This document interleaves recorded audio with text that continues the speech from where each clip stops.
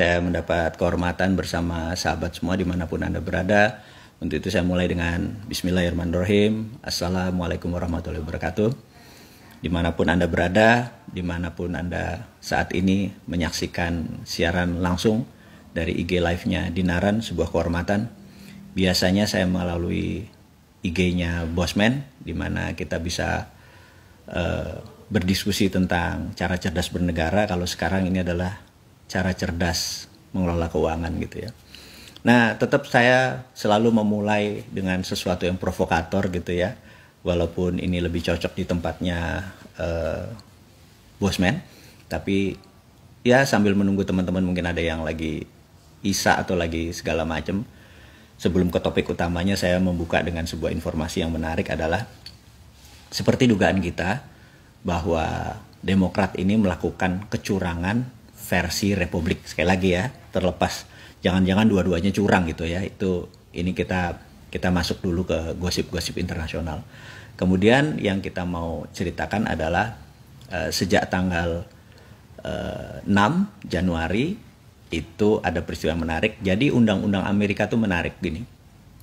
Konstitusi ya, undang-undang dasar ya, konstitusi bukan undang-undang non konstitusi. Jadi konstitusi Amerika tuh menarik. Jadi presiden itu harus dinyatakan tanggal 6 Januari oleh Kongres melalui Electoral College vote gitu ya. Nah, karena itu ada sebuah strategi yang menarik dari Donald Trump pada saat tanggal 6 tersebut. Dia dengan hampir 500 juta followernya dan orang yang mendukung dirinya mengepung parlemen sehingga masuk ke dalam parlemen dan akhirnya persidangan itu ditunda. Kemudian mereka baru melanjutkan sidang jam 1 malam. Kemudian jam 3 malamnya mereka memutuskan yang menjadi presiden Amerika adalah Joe Biden berdasarkan Electoral College vote gitu ya. Nah, ada hal yang menarik bahwa itu melanggar konstitusi Amerika karena pernyataan itu harusnya tanggal 6. Kalau jam 3 pagi sudah tanggal 7 gitu ya.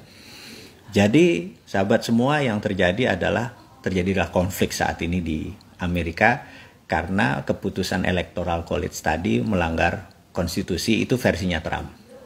Nah, untuk supaya perjuangannya Demokrat dan Biden ini menang, karena dia udah tahu dia bisa pakai konstitusi tanggal 20 dilantiknya nanti tidak sah. Jadi mereka menggunakan strategi lagi, yaitu Nancy Pelosi itu adalah ketua DPR, kayak Puan lah sekarang. Ketua DPR ini melakukan strategi impeachment atau amendment 25. Nah, kalau di impeach, kalau dimaksulkan, itu persyaratannya adalah harus ada penggantinya gitu. Nah, second in command atau komando ketiga di negara Paman Sam itu adalah wakil presiden. Saat ini adalah Mike Pence. Sebelum di impeachment itu keluar, apa yang dilakukan oleh itu Mike Pence-nya diminta mengundurkan diri gitu ya. Jadi saat ini Mike Pence sudah mengundurkan diri. Jadi kalau hari ini ternyata impeachment keluar, maka tongkat komandonya kan harusnya ke wakil presiden. Tapi wakil presiden mengundurkan diri. Jadi balik lagi ke Trump lagi gitu ya. Nah, itu strateginya. Ini sekali lagi, ini benar-benar canggih ini mereka bermainnya. Jadi saya ingin teman-teman itu mengerti bahwa mengelola negara yang udah ratusan tahun seperti Amerika yang hampir 250 tahun merdeka itu, mereka sudah punya banyak sekali rule atau aturan-aturan supaya negara mereka tetap intact atau utuh. Nah, Indonesia ini baru 75 tahun, masih muda. Jangan menganggap bahwa Indonesia 200 tahun lagi ada atau 500 tahun lagi ada gitu ya. Maksudnya begini, selama undang-undang konstitusi kita itu tidak berubah mengikuti zaman, ini mendadak bisa menjadi batu sandungan atau menjadi hal yang tidak everlast gitu ya. Nah, balik lagi ke sejarah Amerika yang sudah peristiwa seperti Trump ini juga terjadi di 1861, 1864 sewaktu Abraham Lincoln menjadi presiden. Demokrat juga nyurangin. Terus dia menerbitkan namanya Insurrection Act atau Undang-Undang Martial Law atau Undang-Undang Militer yang dikeluarkan tahun 1807 dan untuk membuat impeachment sekali lagi, untuk membuat impeachment atau pemakzulannya Trump tidak berhasil, apa yang dilakukan oleh Trump adalah dia buat dulu Insurrection Act-nya, dia tanda tangani, dia terbitkan namanya Executive Order, bahwa negara sekarang dalam keadaan darurat. Jadi karena negara dalam keadaan darurat, negara sekarang dikelola oleh militer, oleh Pentagon gitu. Jadi ini perangnya menarik, perangnya antara patriotik nasionalis, disebut military political force atau kekuatan politik militer, dengan globalis demokrat yang civil political actionnya. Jadi ini adalah civil lawan militer di Amerika saat ini, dan Trump didukung oleh militer. Jadi civil lawan militer, ini yang terjadi di Amerika saat ini. Dan sebagai pemegang mandat konstitusi tertinggi, yaitu POTUS, President of the United States of America, dia menerbitkan executive order, memberikan jabatannya kepada militer. Jadi sewaktu impeachment ini terjadi terhadap Trump, Nancy Pelosi bisa dianggap melakukan tindakan kriminal, dia bisa dipenjara 20 tahun. Sekali lagi, ini Amerika sangat-sangat ngeri sekali pertumbuhannya, dan ini akan berefek ke Indonesia. Dan saya pikir teman-teman, Anda pikir apa hubungannya Amerika sama Indonesia, apa hubungannya sama dinaran, apa hubungannya sama rupiah gitu ya. Nah ini nanti kita akan sampai sana. Oke, teman-teman, itu adalah prolog. Jadi sebenarnya apa sih yang terjadi kok Amerika benar-benar ingin ditumbangkan gitu ya? Apa sih yang membuat sejarah sampai Amerika itu saat ini menjadi kacau? Dan saya berharap sebenarnya Amerika belah dua gitu ya, perang belah dua, dan pada saat itu Indonesia mengambil kesempatan untuk menyalip di tikungan untuk menjadi menaklukkan Amerika dan melakukan Tiongkok gitu ya. Saya adalah mungkin satu-satunya orang yang sangat ambisius yang membuat Indonesia harus menang. Jadi Anda lihat bahwa pertama kalau di Bosman itu kan di pojok kanannya ada tulisan Indonesia menang. Terus sekarang di Naran kita lagi promosikan rupiah menang gitu ya. Terus di Santara Anda akan lihat di pojok kanannya tulisannya UKM menang. Terus nanti kita ada video narasi, jadi seperti tapi untuk anak-anak, jadi dongengin. Jadi sejarah-sejarah Indonesia, saya tahu anak-anak Indonesia nggak sempat baca buku, udah main gadget, nggak ada sejarah. Jadi kita selama 3-7 menit sejarah bangsa, pelajaran-pelajaran kekayaan daerah seperti cerita-cerita rakyat, folklore, itu kita dongengin, kita bacain, saya bacain. Jadi ujung kanannya adalah anak Indonesia menang. Jadi kita akan serang semua ini karena untuk membuat Indonesia menang dengan berbagai cara. Salah satunya adalah serangan lewat udara, yaitu kita sebut dengan battle space. Jadi saya minta tolong teman-teman untuk mempromosikan Dinaran ini sebagai platform dari rupiah menang. Nanti kita akan sampai sana. Sebelum sampai ke sana, saya minta teman-teman untuk menyadari kenapa saya menggiring rupiah menang. Itu adalah nomor satu, sejarah bahwa hampir ratusan tahun dunia ini dikuasai oleh segelintir family saja gitu ya. Dan kita tahu di tahun 1900 ke bawah, jadi 1800 sekian, mata uang dunia adalah pound sterling. Dan yang menguasai juga keluarga A itu aja gitu ya. Dan keluarga ini menganggap pound sterling itu sudah mulai korup, udah mulai nggak jujur. Dia bilang dia harus punya suatu negara lagi yang dia akan kendalikan, dan dia putuskan namanya Amerika. Sehingga di tahun 1910 mereka memutuskan mengajukan ke Kongres, kebetulan Partai Demokrat dan Republik yang menjadi kongres terbanyak, untuk mengusulkan dolar untuk menjadi world currency. Itu sederhananya. Tapi banyak yang nggak setuju karena mereka masih agennya British atau England atau Inggris. Terus cerita ini berlanjut, dia ada peristiwa yang membuat Demokrat suaranya kalah, Republik akhirnya menandatangani, akhirnya disetujui, dan 35 tahun kemudian 1945 dolar menjadi world currency. Itu ya, saya mungkin sudah ceritakan berkali-kali. Saya mau lewatin terus. Terus berlanjut, ternyata dolar pun tidak amanah. Puncaknya adalah waktu tahun 2009-2008 di zaman Demokrat. Sekali lagi, Demokrat kalau jadi pemimpin pemerintahan itu selalu membuat dunia kacau. Jadi saya mau ulangi, misalnya suatu Kennedy, Demokrat, Kemudian diganti Lyndon B. Johnson, Demokrat. Pak Karno tidak nurut, Pak Karno selesai. Kemudian Pak Harto tahun 98 selesai karena nggak nurut Amerika, presidennya Clinton adalah Demokrat.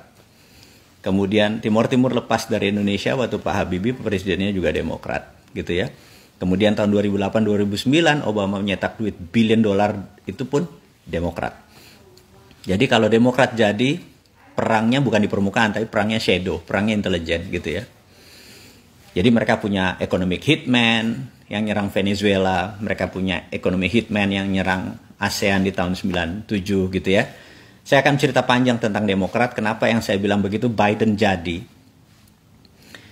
National threat di Indonesia besar sekali gitu ya. Tapi sekali lagi itu kita bicara kalau bernegara. Sekarang yang penting kan rupiah kita aman gitu ya, kita akan sampai sana. Nah, di tahun 2009 ada hal yang menarik, sekelompok anak muda di Jepang itu yang namanya geng Satoshi itu tidak percaya lagi sama currency, karena currency dunia yang dicetak oleh yuan, oleh yen Jepang, oleh rupiah, oleh dolar, itu mereka bisa nyetak suka-suka dengan versi mereka, apalagi negara kuat, strong country ya, seperti Jerman, seperti Prancis, seperti Amerika.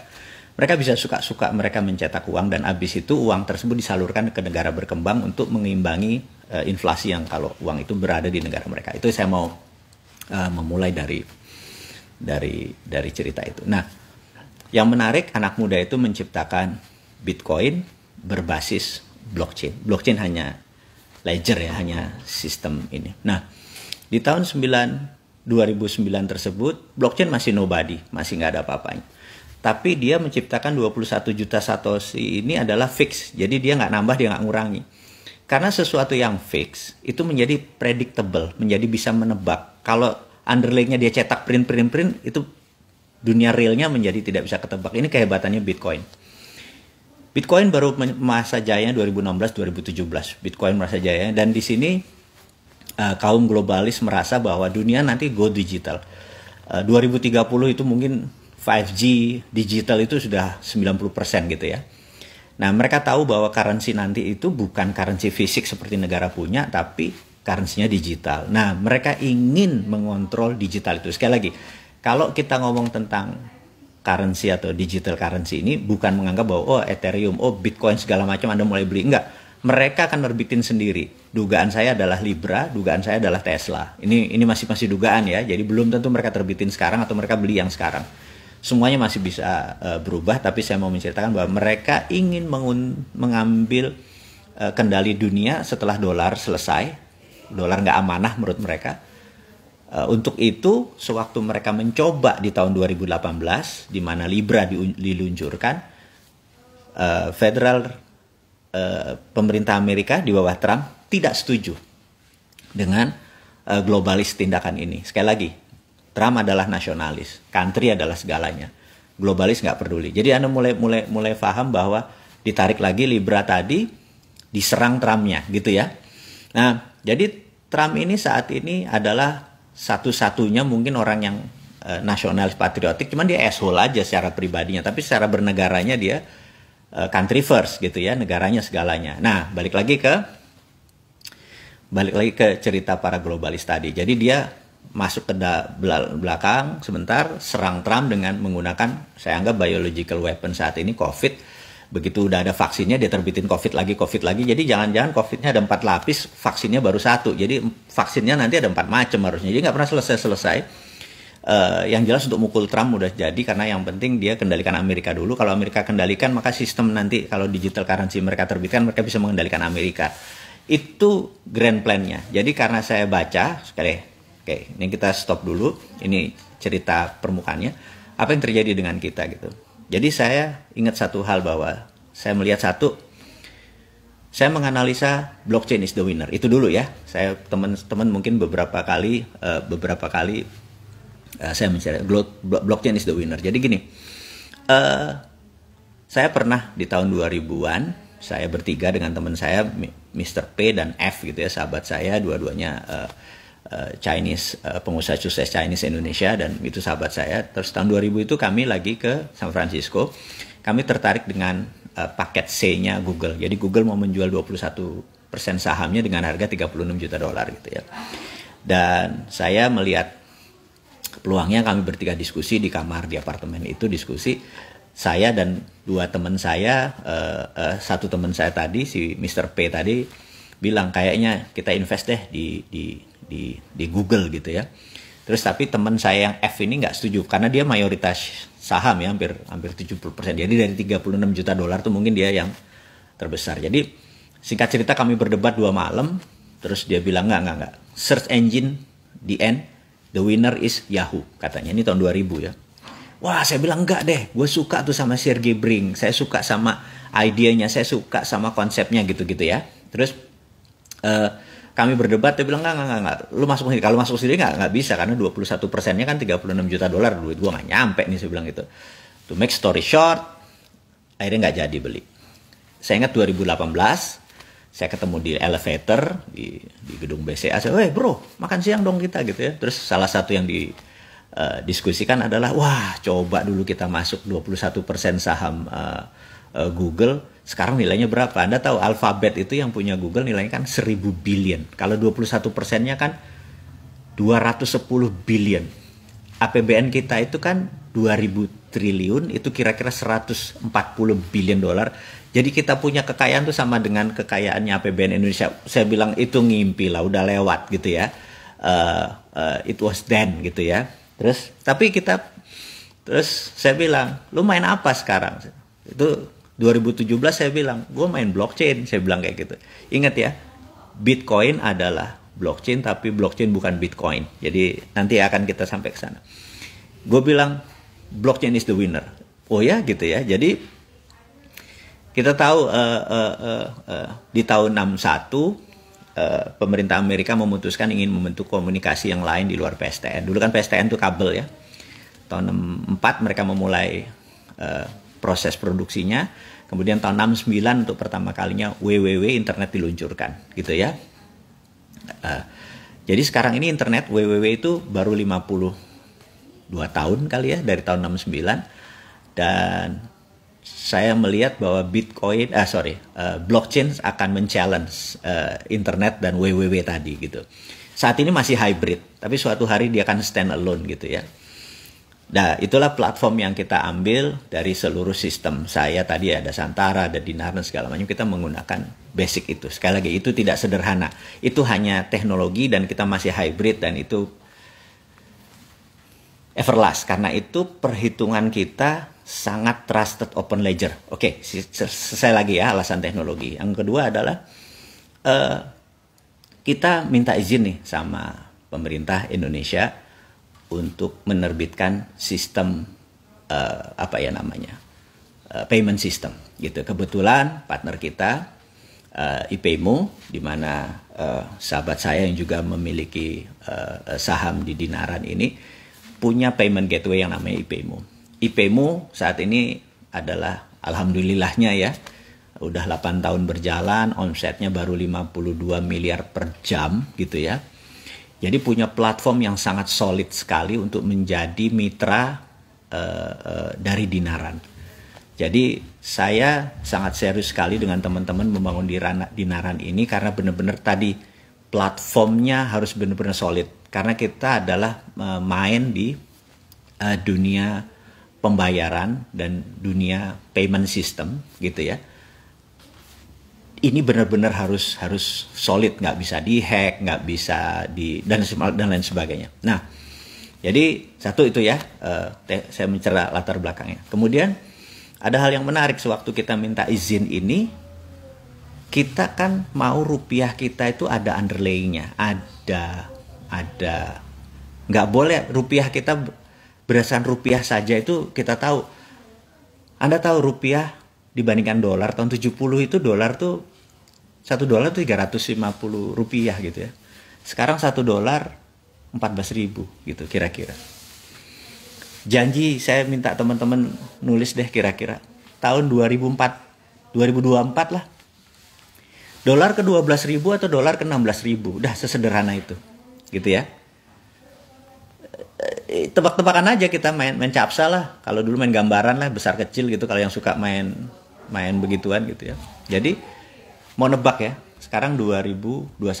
pertanyaan 3 tahun lagi 2024 rupiah ke 16.000 atau rupiah ke 10.000, udah gitu aja gitu ya.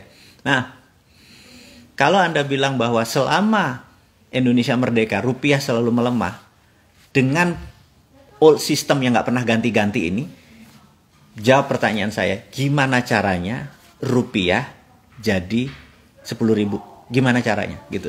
Bagi saya adalah lu bullshit, lu janjiin rakyat bullshit, lu nggak akan pernah bisa buat rupiah 10.000. Kalau 16.000, 17.000 rasanya digaransi gitu ya.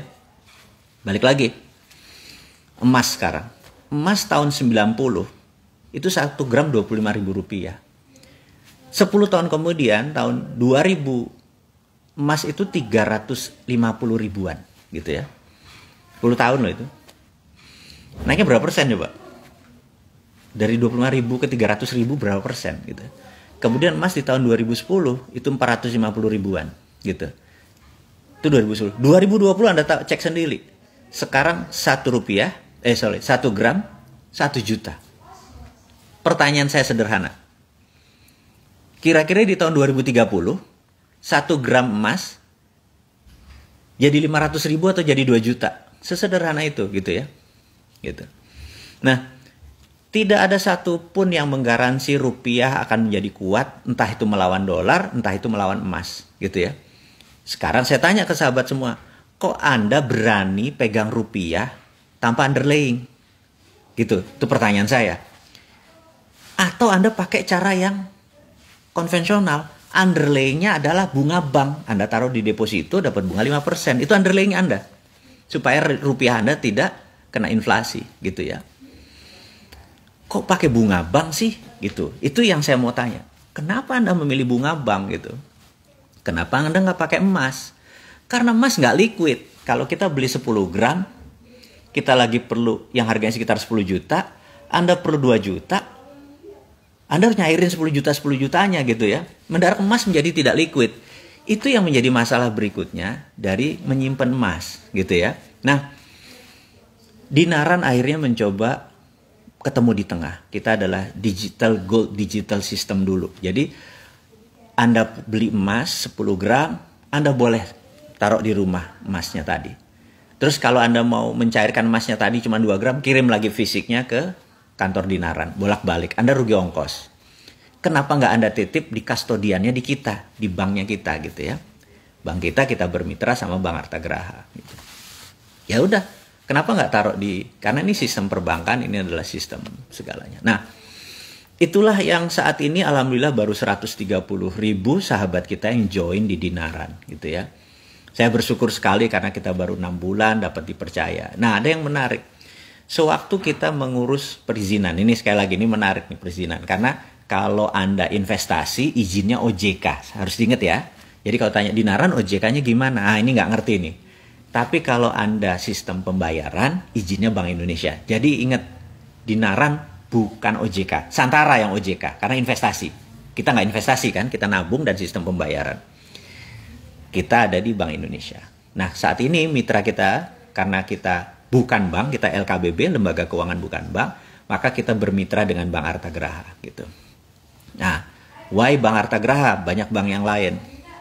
Bank Artagraha itu direspek sama Bank Indonesia. Udah, sesederhana itu, dan dia Bank Buku 2. Nah, kalau Bank Buku 2 itu mudah ngomongnya dengan bagian teknologi, dengan bagian ini. Tapi kalau bank kayak Bank Mandiri, waduh, bisa 2 tahun nggak kelar-kelar, kapan bisnisnya gitu ya. Kalau izinnya. Nah, terus ada yang menarik lagi. Akhirnya kita buat, ini ada underlying emas. Nah, ini lagi yang menarik. Seumur-umur, kata si sistem perbankan ini, dia bisa berhubungan sama Menteri Perindustrian, Keuangan, dan lain sebagainya. Mereka tuh nggak pernah berhubungan uang tuh dengan Bapepti. Karena emas itu kan komoditi gitu kan. Jadi, ini bilang ini untuk pertama kali nih Anda ngerepotin bener gini. Hampir 9 bulan kita memproses karena izinnya dengan Bapepti. Jadi kebetulan salah satu shareholder kita adalah mantan Menteri Perdagangan, Pak Gita Wirjawan, di mana dia sangat dekat dengan Bu Sri Mulyani. Dia juga dekat sama Menteri Perdagangan dan Bapepti dan semuanya. Karena itu semuanya menjadi cepat. Jadi sahabat semua, membuat usaha di Indonesia, kalau sekedar punya good idea, masih kurang. Punya good money, masih kurang. Punya good people, masih kurang. Anda harus punya good connection, gitu ya. Jadi kedekatan kita dengan pemerintah seperti pejabat sekarang, ya kita menggunakan Pak Gita Wirjawan. Karena kalau saya sendiri, kalau ngomong itu kan banyak nyerang terus ke pemerintah gitu. Tapi kalau berbisnis kita orang yang berbeda. Kita kalau dalam agama saya yang Islam itu kita harus fleksibel. Fleksibel itu gimana ya?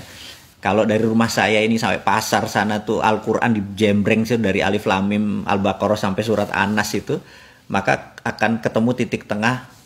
Terus dibalik lagi dari Anas tadi dibalik ke Al-Baqarah tadi ketemu titik tengah yang kata-katanya wayatalatov gitu ya.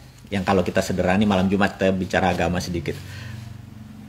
Wayatalatov itu ya intinya tengahnya Quran itu kita harus fleksibel gitu ya, latif gitu ya. Latifah, orang yang fleksibel, orang yang lembut gitu ya. Jadi seperti bambu, begitu diserang kita rubuh, begitu anginnya nggak ada kita berdiri lagi gitu ya. Nah kita pun berstrategi, kebenaran itu nggak bisa telanjang, kebenaran itu harus distrategikan. Jadi kita menceritakan kebenaran versi baru cara bernegara, tetapi pada saat dengan sistem kita harus join dengan mereka. Kita nggak boleh konfront semuanya, kita nggak bisa makan, dan teman-teman di Naran nggak pernah ada gitu ya. Jadi kita sekali lagi dengan ilmu, ditambah dengan aset, orang, uang, pengalaman, terus ditambah dengan mempengaruhi network kita di jajaran ini, akhirnya jadi Dinaran. Jadi sekali lagi Dinaran sampai kapanpun sulit ada kompetitornya gitu ya, karena memang jadinya dengan sistem yang sangat menarik. Nah balik ke cerita awal. Nah kita saat ini akan punya Dinaran emas untuk mereka yang merasa bahwa emas underlyingnya bagus. Atau Anda nggak mau pakai jaminan, Anda mau Dinaran rupiah, nggak apa-apa juga. Kita akan punya nanti satu paket namanya Dinaran rupiah, ya Anda pakai inflasi, rupiah jatuh, rupiah menang, Anda menang. Tanpa underlying, Anda free fall gitu ya. Terserah. Atau Anda pakai underlyingnya gold, emas gitu ya. Dengan mengikuti harga emas berdasarkan LBMB, London Bullion, M, Marketing, E, saya lupa agency, apa segala macam, LBMB. Antam pun pakai LBMI. Jadi karena itu setiap jam 11 adalah cut off point, di mana di cut off itu kita ketahui ini harga sekarang adalah sekian. Itu pakai. Nah, banyak orang yang udah minta ke kita, oh nanti saya akan jawab kenapa ATM-nya belum keluar gitu ya. Jadi Anda boleh tanya, apakah banyak orang yang merasa enggak, saya nggak mau pakai underlying-nya emas, saya mau pakai underlying-nya dolar gitu ya. Nah saat ini kita sudah dalam sampai titik puncaknya menyelesaikan sistem tersebut dan perizinan. Sekali lagi di Indonesia yang paling berat adalah masalah. Kalau nggak ada perizinan besok udah dagang kita. Jadi sebentar lagi kita ada Dinaran dolar. Jadi Anda bilang aku nggak underlying aku nggak mau pakai emas, aku mau pakai dolar, monggo. Ada yang bilang aku tuh setiap setahun sekali pergi umroh. Jadi saat ini ada saudara kita yang berhaji dan umroh tuh sekitar 1 juta orang. Tapi saat ini mungkin karena COVID agak tertunda sebentar. Sehingga yang jadi masalah adalah pada saat aku ke sana harus tukar real. Kemudian dari real ke Indonesia lagi, tukar lagi. Kena kurs bolak-balik. Nanti ada Dinaran real. Jadi Anda di Saudinya pakai rial, balik ke Indonesia pakai rupiahnya gitu. Kita bekerja sama Stanchart. Jadi kita punya itu semua. Nah, bagaimana tentang kartu? Nah, kartu itu sudah 99% siap diterbitkan. Tetapi sahabat semua, kalau itu diterbitkan, ini kata regulator nih. Yang namanya OVO, yang namanya GoPay, itu minta sudah dari bertahun-tahun yang lalu nggak dia beri. Apa spesialnya Dinaran? Gitu ya. Sekali lagi, ini saya balik. Kita ini kan Dinaran adalah e-money, Genius deh, plus ATM, plus underlying. Sekali lagi, kita ini adalah e-money, atau gini deh, lebih gampang. Kita ini adalah GoPay, plus kartu ATM, ada underlying. Anda pilih underlyingnya tadi, emas kah, dolar kah, itu ya, terserah. Nah, kita ini tinggal menunggu waktu untuk terbit ATM-nya. Sebenarnya udah ready, cetakannya semua sudah ready. Kita mau kasih surprise ke teman-teman. Jadi saat ini adalah trik kita untuk membuat Anda menginformasikan. Kita akan memberikan surprise. Jadi saya nggak kasih tanggal, tapi saya janji akan surprise, akan mengagumkan Anda semua. Oke, balik lagi ya. Kita adalah GoPay dikasih debit card, dan GoPay udah minta dari kapan-kapan debit card, nggak dikasih. Kemudian ada underlay-nya ya. Oke. Ada lagi yang menarik. Emas kita ini kalau dari Antam, kalau ternyata ada 1 juta, 2 juta nasabah, transaksinya ini Antam nggak cukup. Kita udah tanda tangan sama Antam lah. Akhirnya ada sebuah berita yang saya mau umumkan saat ini. Jadi sahabat kita dan partner bisnis kita, Pak Gita Wirawan, kan punya tambang emas di Nusa Tenggara. Nah, tambang emas itu Dinaran akuisisi. Nanti sekali lagi, ini hanya untuk make story ya. Dinaran swap share, akuisisi itu tidak harus pakai ini. Di mana kita menjadi off-take seluruh tambang emasnya dari perusahaan Pak Gita tadi, saya berbagi dengan saham di SHUK. Sehingga kapanpun emasnya yang menjadi jaminan, underlay-nya adalah tambang tadi, dengan produksinya kita off-take 100%, dan emasnya tadi akan kita taruh di Bank Harta Geraha. Jadi teman-teman, saya sangat serius untuk membuat rupiah menang, karena itu underlay-nya adalah aset di luar Antam. Kita masih punya tambang emas sendiri gitu ya. Nah, lalu ada lagi kemarin yang cerita, boleh nggak misalnya kita punya perusahaan nikel, Dinaran ambil off-take-nya, nikelnya, sehingga kita punya rupiah underlay-nya nikel. Saya bilang, itulah alasan saya membangun kenapa rupiah menang, karena mineral itu ada di Indonesia. Jadi nanti punya rupiah underlay-nya palladium, rupiah underlay-nya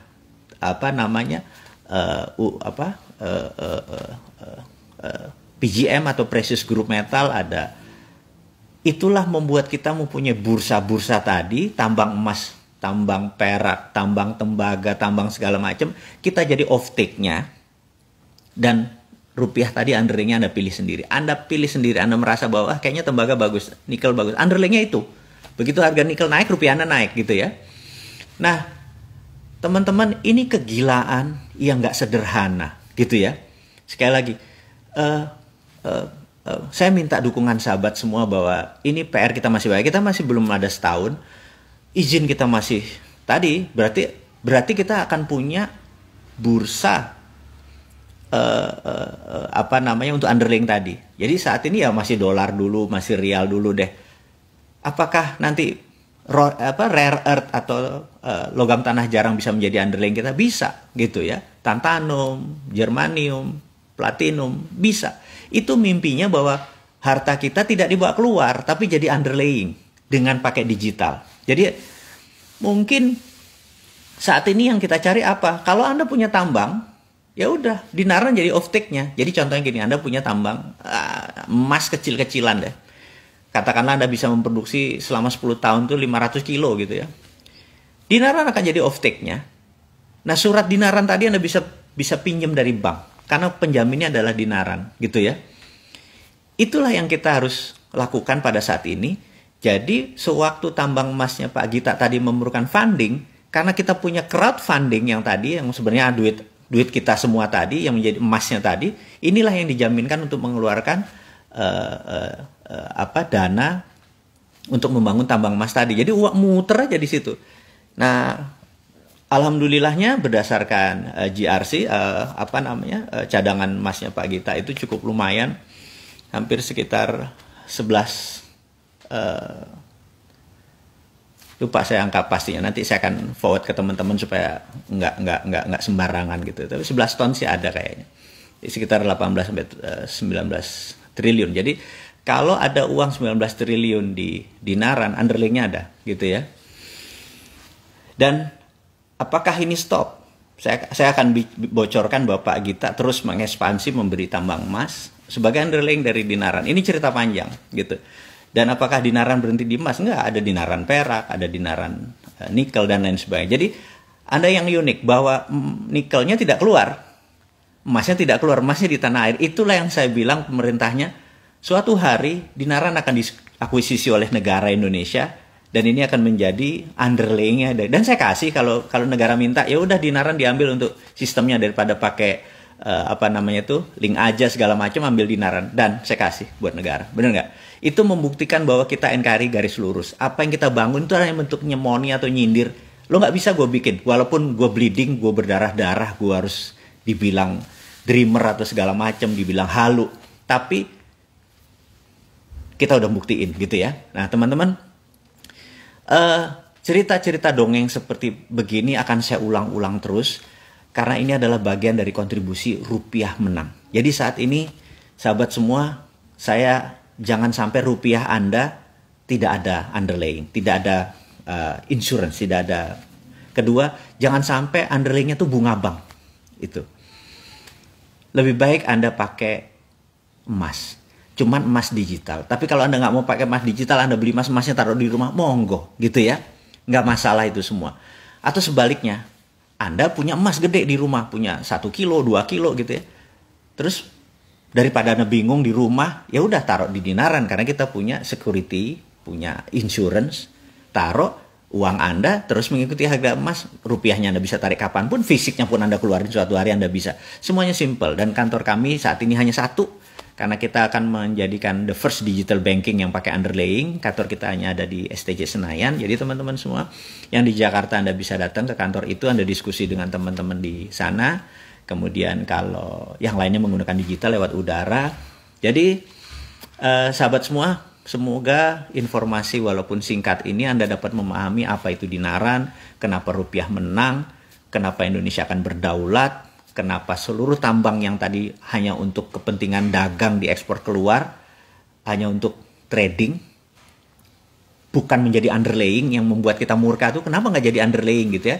Nah kalau tuh jadi underlaying, rupiah dicetak berapapun underlayingnya kuat gitu ya. Jadi misalnya nih contoh nih, pemerintah Indonesia sekarang printing money deh, 10 triliun, 10 triliun taruh di kita punya underlayingnya terus disalurkan lagi ke masyarakat, itu rupiahnya punya underlaying gitu ya. Jadi mudah-mudahan sahabat semua, ini masih awal, ini masih perjuangan, ini penuh berdarah-darah, ini perlu kita bergandengan tangan, perlu nasihat, perlu kita masih belum sempurna, masih beta, tapi tanpa Anda ini semua nggak ada, tanpa Anda yang NKRI ini semua nggak ada. Kalau ya globalis ya udahlah, Anda menangin Ethereum, Anda menangin Bitcoin, monggo lah gitu ya. Itu pilihan Anda semua, tapi saya atas nama bangsa dan negara ingin mengajak Anda semua, yuk memenangkan rupiah, tetap pegang rupiah, dan pastikan rupiah Anda ada underlayingnya. Akhirul kalam, saya harus mengakhiri juga perjumpaan kita yang singkat ini. Saya ucapkan terima kasih buat waktunya, terima kasih sudah mendengarkan diskusi singkat ini. Anda pasti akan menang, bismillah, Indonesia pasti akan sukses, kita akan terus berjuang bersama-sama. Dari saya, Assalamualaikum warahmatullahi wabarakatuh.